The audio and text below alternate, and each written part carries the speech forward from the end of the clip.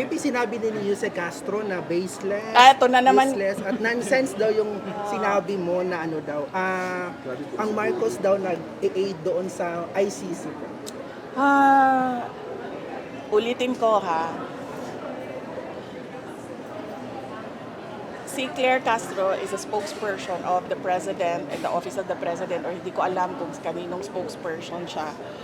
Pero by the fact na spokesperson ka at merong C ng Office of the President dyan, dapat maging professional ka sa mga sinasabi mo.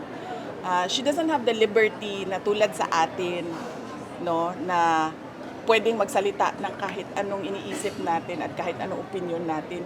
Kasi nagsasalita tayo para sa sarili natin. Pero kapag may scene sa likod mo, sa harap mo, kung ano yung professionalism na hinihingi galing doon sa opisina na yon, yun dapat ang ipakita at ibigay mo sa taong bayan.